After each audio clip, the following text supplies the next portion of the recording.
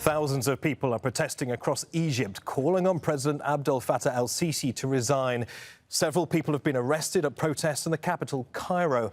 Al Jazeera is banned from reporting inside the country. Sisi has arrived in New York ahead of the UN General Assembly, but is yet to comment on the protests. Charlotte Bellis reports. From Cairo to Alexandria to Mansoura, anger and resentment filled Egypt's streets. People protested against President Abdel Fattah el-Sisi, calling for him to resign following corruption allegations. In a rare sight, they flooded into Cairo's Tahrir Square before police dispersed the crowd, arresting some. The square was made famous in 2011 during the Egyptian revolution that toppled former President Hosni Mubarak. The fact that tens of people have been able to actually enter Tahrir Square is in itself an incredible achievement for the people in order to try to protest against Sisi. So it seems that there is this bubble that's growing, there's this tension that is growing, and it seems that momentum is increasing minute by minute. Egyptians are frustrated about corruption, but it was a businessman in Spain that stoked the fire, calling for the protests. Mohamed Ali started posting videos on YouTube and Facebook in early September. He alleged Sisi and his military wasted millions of dollars of public money on palaces, villas and hotels. He said he knew because he built them.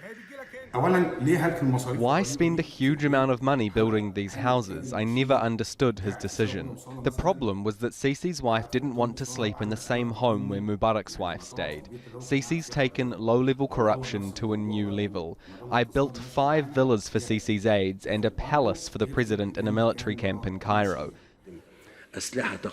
1 week ago, speaking at a youth summit in Cairo, President Sisi did not directly address the accusations of corruption against him and his army, but he did say this. How much do you think a day of operations in Sinai costs? We don't talk about this. Then we see someone daring to come out and defame the army, someone who wants to shock you, panic you, someone who dares to try to disparage the great value of our great army. When Sisi led a military coup of President Mohamed Morsi in 2013, he outlawed all unauthorised protests. A government crackdown followed, with tens of thousands of Egyptians arrested, including journalists like Al Jazeera's own Mahmoud Hussein, who has now been in prison more than 1,000 days. The Egyptian government and Sisi have crushed any protest ruthlessly. So the fact that people are prepared to take to the streets tonight, I think, speaks to the enormous frustration, the enormous anger that ordinary Egyptians feel towards Sisi. From an Egyptian whistleblower posting YouTube videos, the internet has galvanised Egyptians' frustrations and now moved to the streets. Charlotte Bellis, Al Jazeera. Well, President Sisi came to power in 2013 after he overthrew Mohamed Morsi, the country's first democratically elected president. And as we've been saying, Sisi has suppressed dissent ever since, including banning all protests, and has been accused of wide-ranging human rights abuses. Earlier this year, he oversaw constitutional amendments that could allow him to stay in power until 2030, rather than having to stand down in 2022. Well, Dalia Fahmy is Associate Professor at Long Island University and a Senior Fellow at the Center for Global Policy in Washington, D.C. She says these protests are very different from the 2011 revolution. Much of the population doesn't live with the post-revolution trauma or the memories of the revolution in the way the older generation did.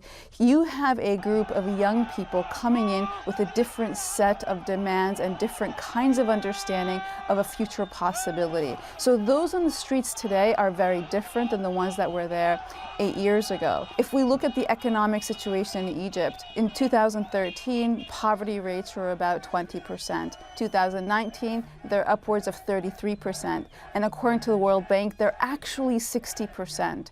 And so when you have much of this population is, number one, young, did not see the benefits of the revolution, and is living in a level of poverty and is clamped down with levels of austerity that is really crippling everyday life.